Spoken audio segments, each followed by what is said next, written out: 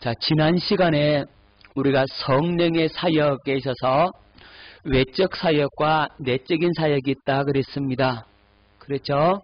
성령의 외적인 사역은 그야말로 성령을 덧입는 사역이라 그랬습니다. 성령의 내적인 사역은 성령이 우리 안에 내주하는 사역, 이 두 가지 사역이 있음을 말씀해 주셨습니다. 자, 성령의 외적인 사역도 엄청난 하나님의 이적과 기사와 표적이 나타납니다. 자, 구약의 선지자들이 또 구약의 하나님 앞에 쓰임받는 사람들이 성령을 덧입음으로 말미암아 놀라운 하나님의 은혜 역사를 나타낸 것을 지난 시간에 살펴봤습니다. 자, 그럼 성령께서 왜 외적인 사역을 하시는가? 이 부분에 대해서 말씀을 보도록 합니다. 여러분, 구약과 신약, 이 구약과 신약의 기준점이 되는 것이 무엇인 줄 아십니까? 구약과 신약이 갈라지는 기점, 그것이 어디입니까? 신약과 구약의 기준점이 어디입니까? 예수 그리스도의 십자가의 죽으심과 부활입니다. 예수님이 십자가의 죽으심과 부활하기 이전에는 구약이 되는 것이고, 예수님이 십자가의 죽음과 부활 이후에는 신약이 되는 겁니다. 그 기준점이 예수님의 십자가의 죽으심과 부활이 기준점입니다. 예수님이 오심이 신구약이 갈라지는 기준점이 아니고, 물론 그렇게도 얘기하지만 더 정확하게 얘기하자면 그렇다 이 말입니다. 예수님도 구약 율법을 지킨 분이십니다. 그러니까 예수님께서 십자가의 죽으심과 부활, 이 시점이 바로 구약과 신약이 구분되는 시점이라고요. 자, 그걸 기억할 수 있기를 바랍니다. 자, 그러면 구약의 제사와 신약의 제사법이 다르죠. 구약과 신약이 어떻게 달라지는지 보도록 합니다. 구약에는 짐승의 피를 가지고 죄 사함을 받았어요. 그렇죠. 양을 잡고 송아지를 잡고 염소를 잡고 그 피를 뿌림으로써 속죄의 제사를 드리고 죄 사함을 받았습니다. 하지만 신약에는 이제는 누구의 피입니까? 그리스도의 피, 흠도 없고 점도 없는 어린 양 같은 그리스도의 보배로운 피로 우리가 죄 사함의 은총을 받게 됩니다. 자, 구약의 제사는 그래서 불완전한 제사입니다. 왜 불완전한 제사죠? 예, 짐승의 피로 제사를 드리기 때문에 완전한 속죄, 영원한 속죄를 이룰 수가 없다 이 말입니다. 하지만 신약은 예수 그리스도께서 흘려주신 피로 말미암아 제사를 드리기 때문에 완전한 제사, 할렐루야, 구약의 제사를 완전하게 완성시켜놨다 이 말입니다. 완전한 제사입니다. 자, 구약에는 온전한 속죄가 불가능하죠. 그렇죠. 그래서 구약에는 대속죄일 7월 10일이 되면 이스라엘 백성들 전체가 다 회개하고 죄를 자복하고 금식하고 그리고 짐승을 잡아서 속죄 제사를 드립니다. 누가요? 대제사장이 그 짐승의 머리에 안수하고 그 짐승을 잡아가지고 핏사발을 들고 그 피를 가지고 어디까지 들어갑니까? 지성소에까지 들어가서 지성소 앞에 속죄소 위에 피를 뿌리고 이스라엘 백성 전체가 다 죄 용서함을 받았습니다. 언제요? 7월 10일 날 대속죄일. 그래서 해마다 7월 10일이 되면 이스라엘 백성 전체가 다 그 속죄의 제사를 드리는 겁니다. 자, 그렇다면 신약에서는 예수님께서 영원한 속죄를 이뤄놨어요.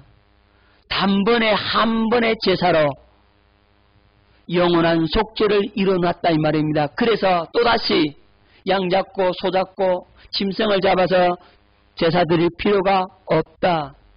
예수님의 피는 깨끗하고 흠도 없고 점 없는 피, 완전한 제사를 이룰 수 있었기 때문입니다. 자, 구약은 해마다 드리는 제사죠. 그죠? 해마다 제사를 드려야 돼요. 하지만 신약은 단번에 드리는 제사입니다.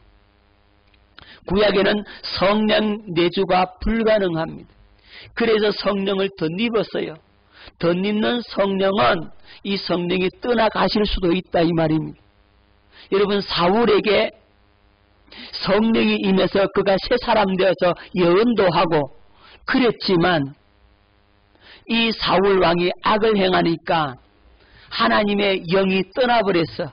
즉 성령이 떠나버려서 외주했던 그 성령, 덧입혀 주었던 그 성령이 이제 떠나셨다 이 말입니다. 그러니까 성령이 떠나시니까 사울에게 누가 역사하더라? 악령이, 악신이 그를 주관하더라. 그래서 사울왕이 번민하고 고통 속에 있을 때 다윗이 뭘 타니까? 수금을 타니까, 찬양을 하니까 다윗이 찬양할 때 그 악신이 떠나더라는 거죠.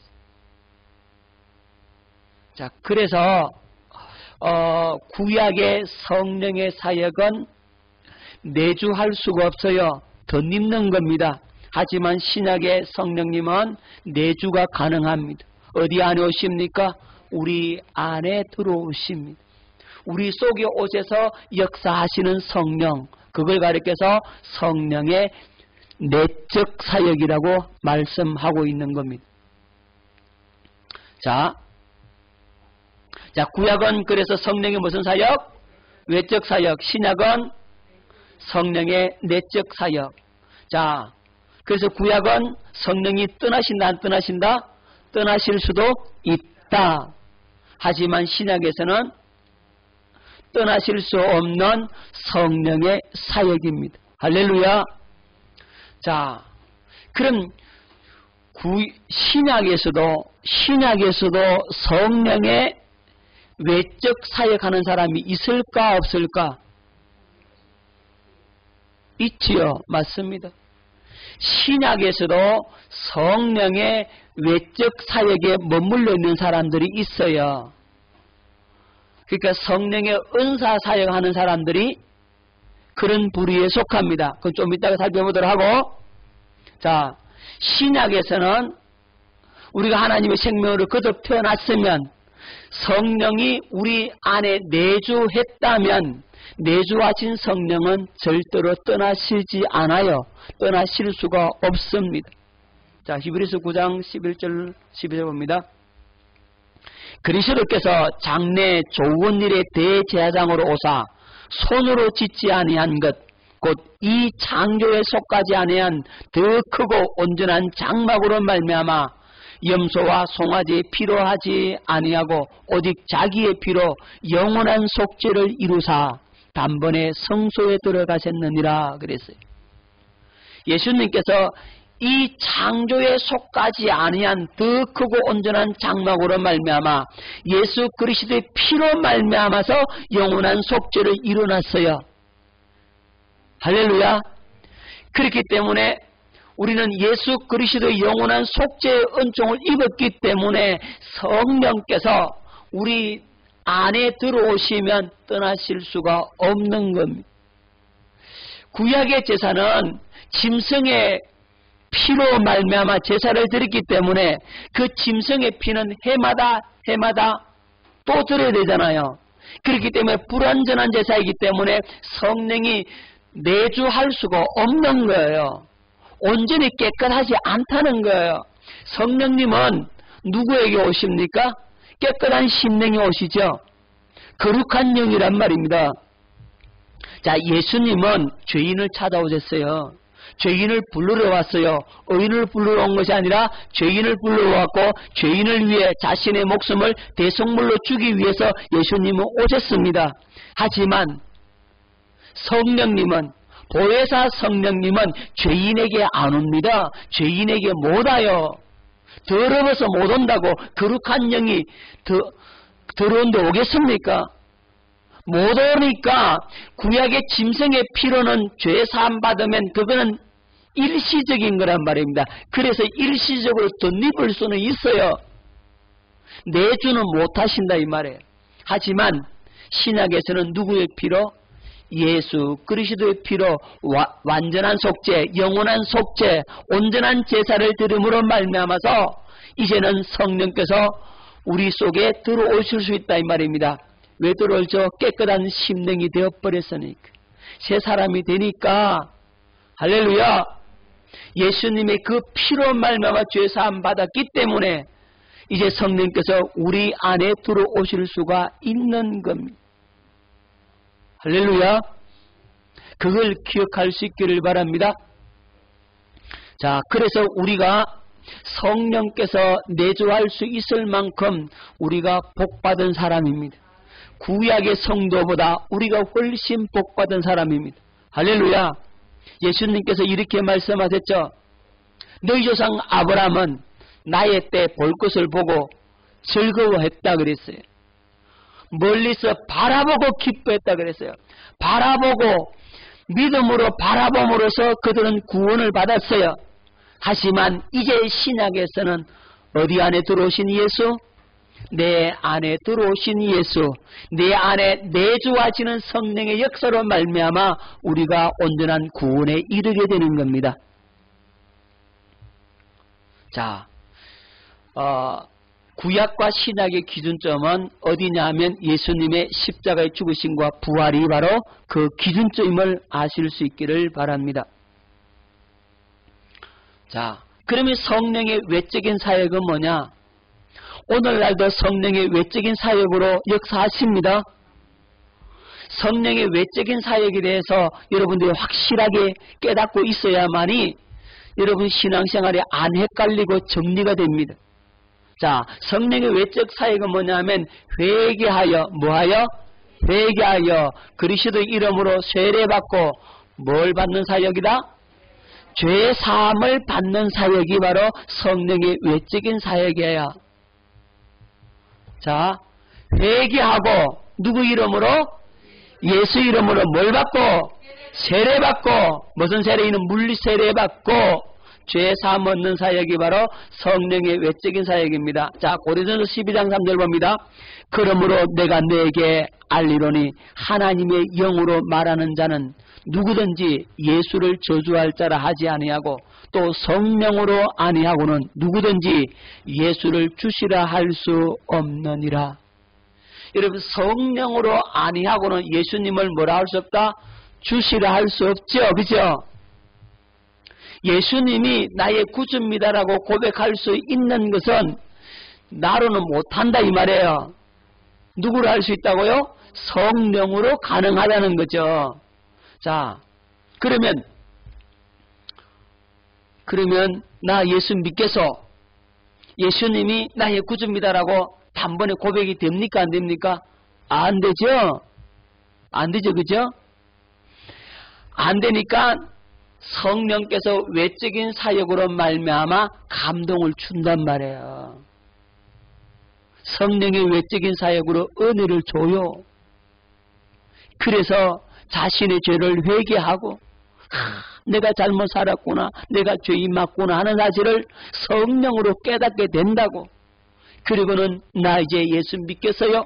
고백을 한다 이 말이에요. 주님 나의 구주입니다. 고백한단 말입니다. 그게 성령의 외적인 사역으로 말미암아 이루어지는 거예요.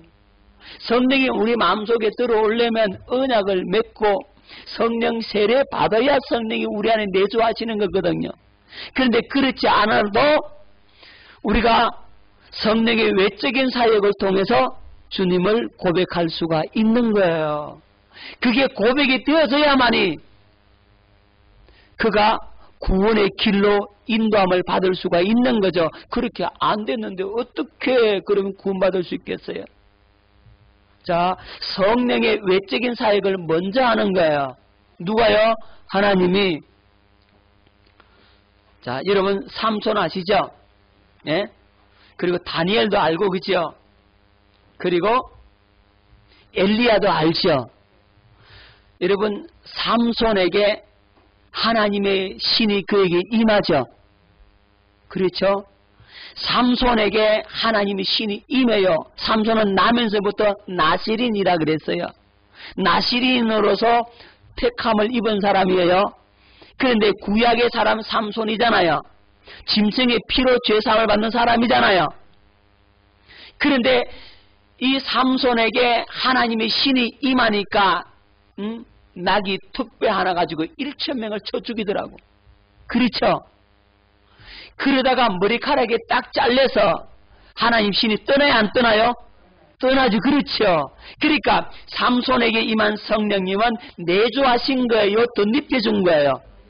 그렇죠. 덧입혀줬다 이 말이지. 덧입혀줬으니까 성령이 떠나가는 거예요. 왜? 언약의 표징이 사라지니까. 언약의 표징이 머리카락이 잘리니까 하나님의 신이 떠나버렸어요. 그런데 다시 머리카락이 자라. 언약의 표징을 갖게 돼. 머리카락이 자라니까 누가 다시 오시더라고요? 성령님이 오셔서 마지막 죽을 때 그 다곤의 신전에 두 기둥을 갖다가 어라차차차 하니까 무너지더라고. 할렐루야. 주님 한 번만 내게 힘 더 주사 달라고 기도하잖아요. 원수를 단번에 갖게 해달라고 기도하잖아요. 그때 하나님이 신이 크게 임하는 겁니다. 그래서 삼손이 자기가 죽을 때 그 블레셋 사람을 죽인 숫자가 더 많았다 그래. 살아있을 때 죽인 숫자보다 더 많았다 그랬어. 다곤 신전이 무너지면 그 안에 사람 다 죽어버린 거예요. 자, 여러분 다니엘 사자굴 속에 들어가도 살았어요. 그렇죠? 다니엘이 환상을 보고 꿈을 꾸고 환상을 해석하고 꿈을 해석하죠. 예언을 하죠. 여러분 엘리야는 또 어떠했습니까? 하늘에 불을 끄집어 내려. 그가 기도했더니 하늘에서 불이 내려와 재물을 다 살라버립니다. 그 어마어마한 역사를 일으킵니다. 그렇죠? 구약의 성령님께서도 아주 강력하게 역사를 하십니다.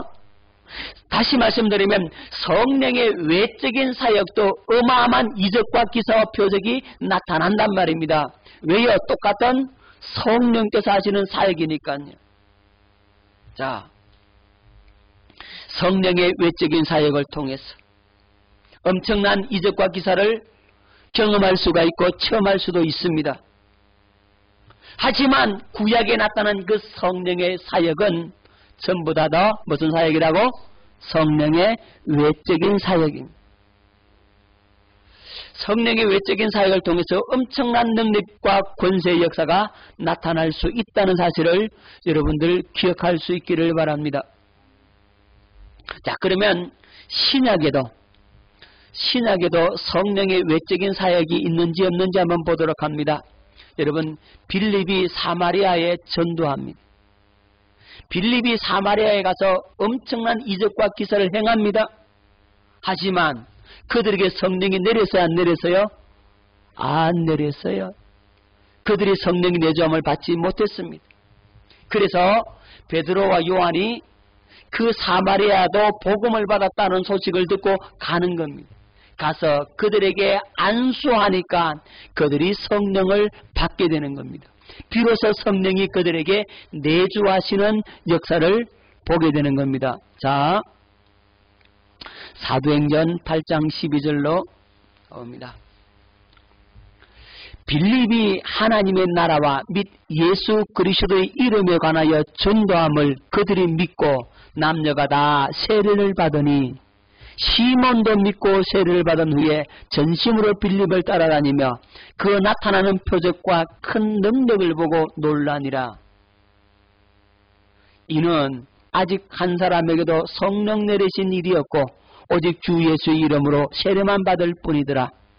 17절 이에 두 사도가 그들에게 안수함에 성령을 받는지라. 여러분 보세요. 빌립이 사마리아에 가서 복음을 전하죠. 엄청난 이적과 기사를 행하죠. 남녀가 다 뭘 받았어요? 물 세례 받았죠. 여기 시몬이라는 사람도 믿고 세례를 받은 후 전심으로 빌립을 따라다닌다 그랬어요. 그리고 나타나는 표적과 이적과 기사를 그들이 보고 놀라니라 그랬어요. 그런데 중요한 것은 빌립이 그렇게 복음을 전하고 그들이 회개하고 물세례까지 받았는데 그들에게 누가 안 임했더라? 성령이. 이는 아직 한 사람에도 성령이 내리신 일이 없고 오직 주 예수의 이름으로 세례만 받을 뿐이다. 여기 세례는 물세례입니다. 이에 두 사도가 그들에게 안수함에 성령을 받는지라.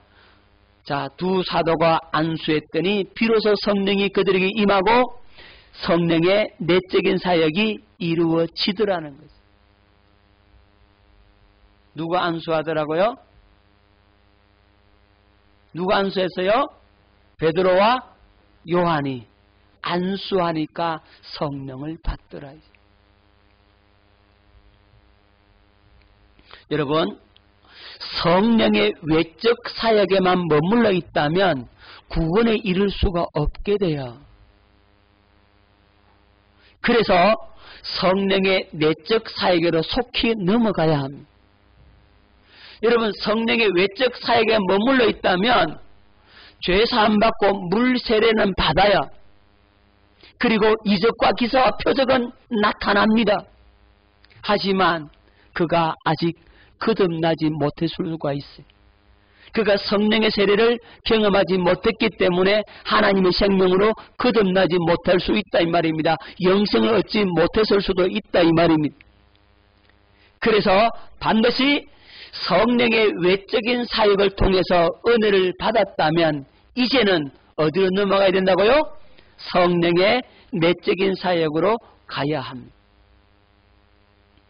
자, 성령의 외적인 사역은 어디까지만 머무르냐면 예수님의 십자가의 죽음과 부활에 머물러 있어요. 어디 머물러 있다고요? 예수님의 죽음과 부활, 예수님의 십자가의 죽으심과 부활, 죄 사함 받았다 이거죠. 거기에만 머물러 있단 말입니다. 여러분, 예수님의 십자가를 경험했다고 생각하면 돼요. 예수님의 십자가는 뭡니까? 모든 죄 용서받고 저주와 질병이 끝나고 가난이 끝나고 연약함과 수고하고 묵은 짐에서 우리가 해방을 받죠. 마귀의 손아귀에서 십자가를 통해서 해방받죠. 그렇죠? 여러분, 예수님의 십자가의 죽으심과 부활까지만 경험했다면 죄 사함은 받았고 또 병 걸렸을 때 병도 낫고 귀신도 떠나가고 여러 가지 문제도 해결되고 이러한 사역에 머물러 있을 수가 있다 이 말입니다. 그러니까 성령의 외적인 사역도 엄청난 성령의 은사를 경험하고 체험할 수가 있어요. 중요합니다. 성령의 외적인 사역도 엄청난 은사를 경험할 수 있다고 아까 빌립 보셨죠? 이적과 기사를 행했죠? 그리고 거기에 있던 사람들이 성령 받았나요? 안 받았나요? 안 받았어요. 그럼 왜 그런 역사가 일어나냐? 그런 역사는 성령의 외적인 사역이란 말이에요.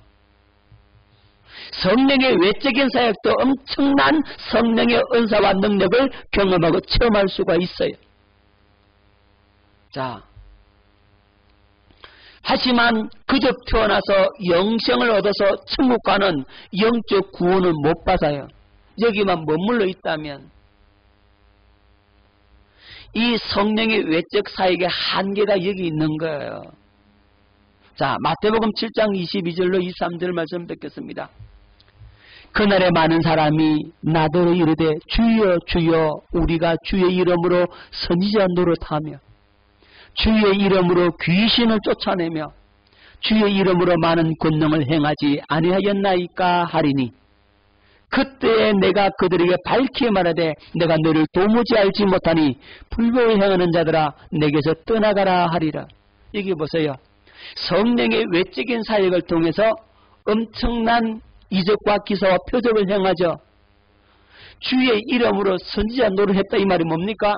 주의 이름으로 예언했다 이 말이에요. 예언 은사가 가지고 막 예언을 해주고 너는 어떻게 될 것이다 라고 축복해주고 막 예언을 했어요. 주의 이름으로 귀신을 쫓아내고 귀신 쫓아내고 했어요. 막 병도 낫고 암도 낫고 중병도 낫고 안전뱅이도 막 일어나고 주의 이름으로 많은 권능을 행하지 아니하였나이까 이렇게 말을 하는 겁니다. 그때 주님 뭐라 그래서요? 내가 그들에게 밝히 말하되 어떻게 말하되?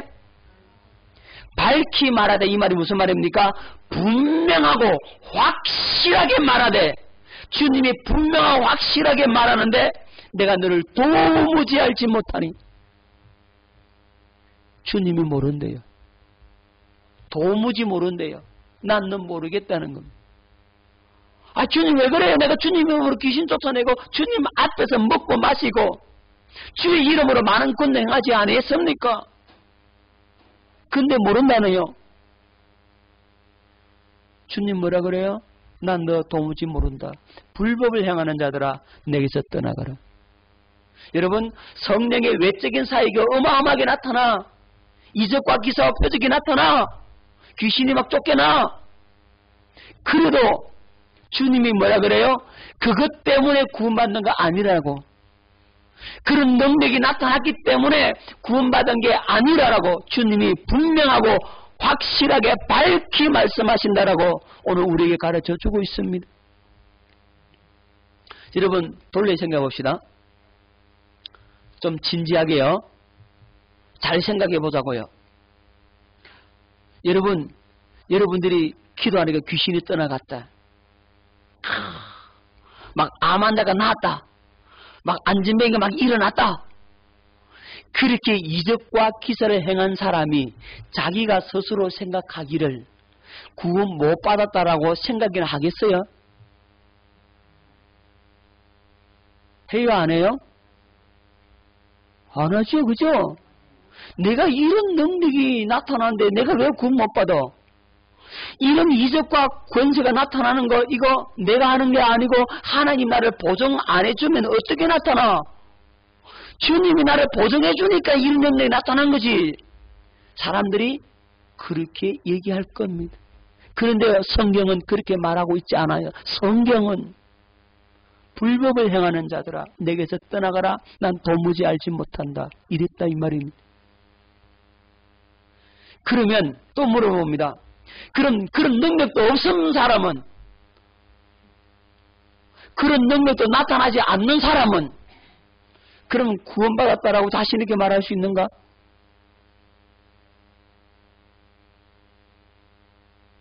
능력 없는 사람은 더 자신 더 없겠지. 그렇잖아요. 여러분 능력이 나타나고 안 나타나고가 구원의 기준점이 되지 않는다는 거죠.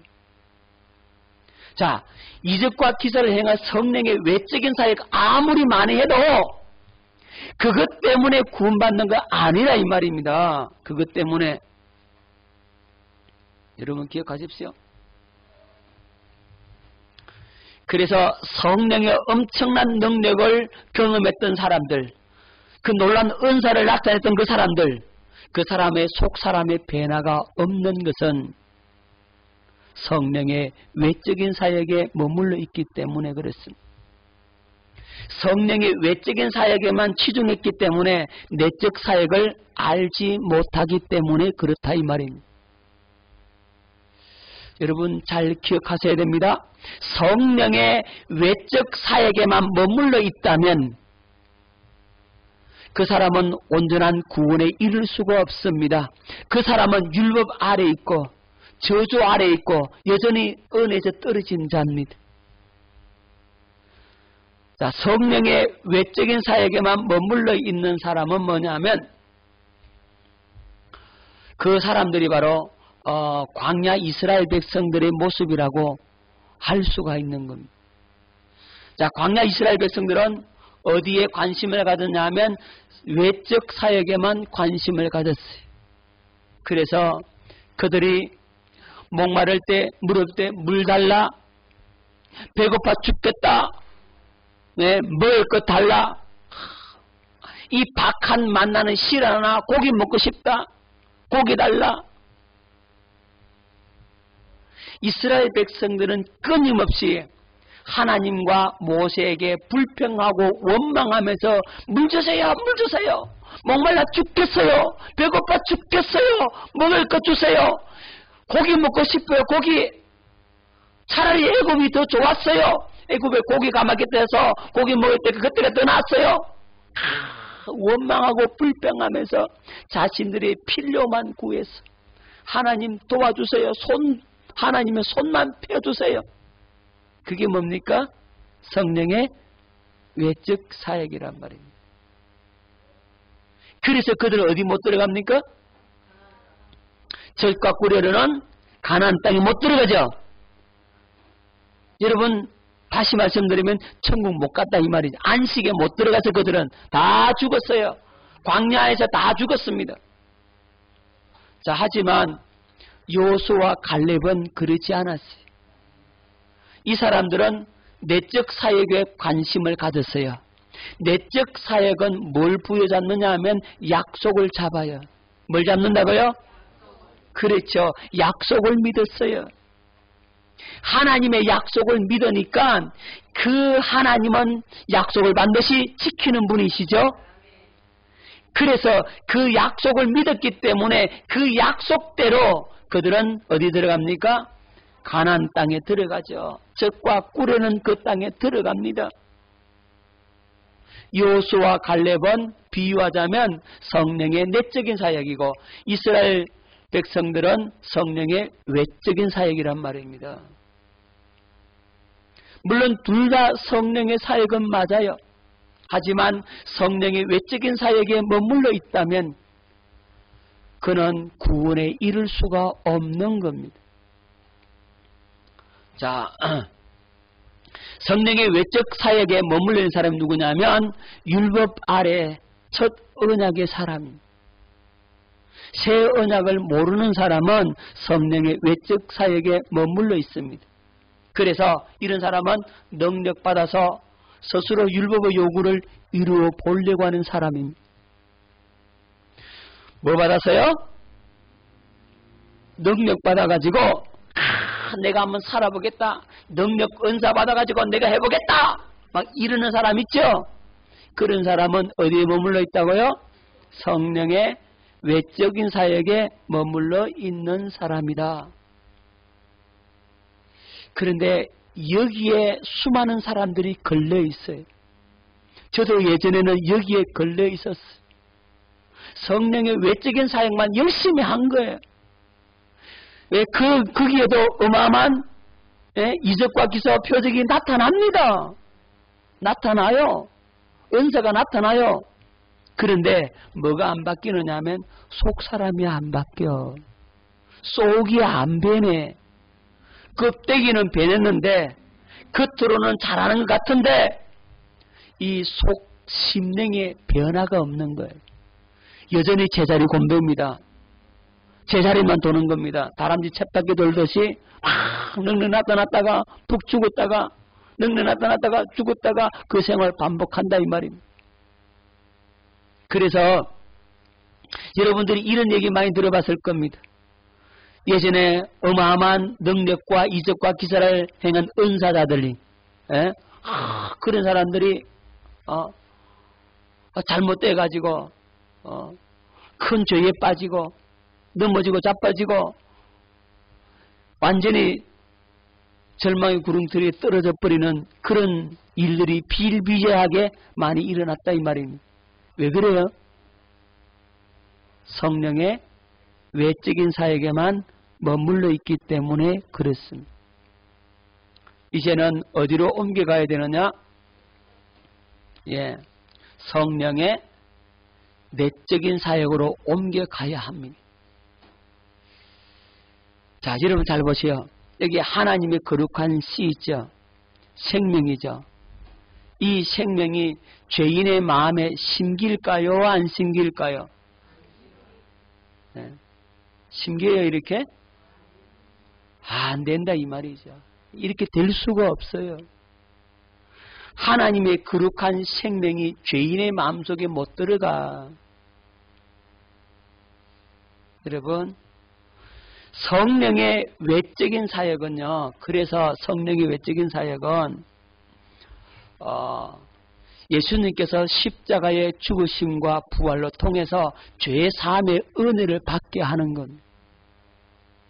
그래서 청하는 사역하는 겁니다. 청해요. 한번 따라합시다. 성령의 외적인 사역은 청함의 사역이다. 왜냐하면 하나님의 생명의 씨앗이 거룩한 생명이 죄인의 마음속에 들어간다 못 들어간다?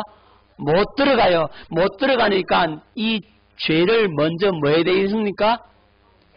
제거해놔야 되죠. 깨끗하게 해놔야 되죠. 죄를 깨끗하게 해주려니까 성령께서 외적인 사역을 통해서 죄 사함의 은혜를 주는 겁니다. 그래서 이걸 가리켜서 청함의 사역이라고 하는 겁니다. 자, 성령의 그런 내적인 사역은 뭐다? 택함의 사역입니다. 자, 성령의 외적인 사역은 죄 사함을 받게 하고 은사를 받게 하고 성령의 능력을 경험하고 체험할 수 있도록 해줍니다. 왜? 그래야 따라오니까. 그래서 청함을 받는 겁니다. 그렇게 해서 청함을 받아놨다가 이제는 어디로 넘어가야 됩니까? 성령의 내적인 사역을 통해서 택함의 사역으로 넘어가야 되는데 요 택함의 사역, 내적인 사역을 모른다 이 말이에요.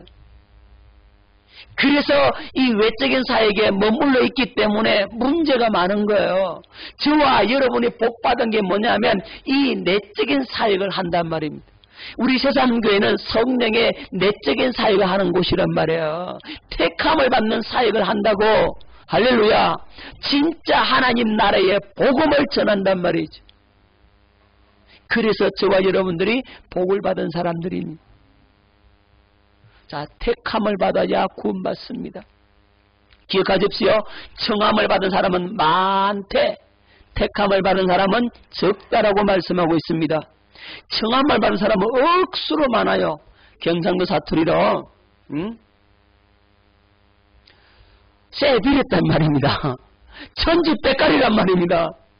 그렇죠? 자, 그렇게 많아요. 청함을 받은 사람은. 하지만 택함을 받은 사람은 적다 그랬어요. 말세에 믿는 자를 복이 있느냐라고 주님 말씀하셨고 좁은 문으로 들어가라 그랬어요. 길이 좁기 때문에 길이 협착을 찾는 자가 적다 그랬고 넓은 문은 찾는 자가 많다 그랬어요. 그런데 청함을 받은 사람은 많아요. 그런데 택함을 받은 사람은 적다 이 말입니다. 기억할 수 있길 바랍니다. 청함을 받은 사람은 뭐라고요? 많고 택함 받은 사람은 적다. 오늘 저와 여러분들이 복받은 것은 택함 받는 사역하는 교회에 나와서 말씀을 듣는 우리가 참으로 복된 사람이란 말입니다. 오늘 여기까지 하겠습니다. 다음 시간에 성령의 내적인 사역에 대해서 좀 더 깊이 살펴보도록 하겠습니다. 기도하겠습니다.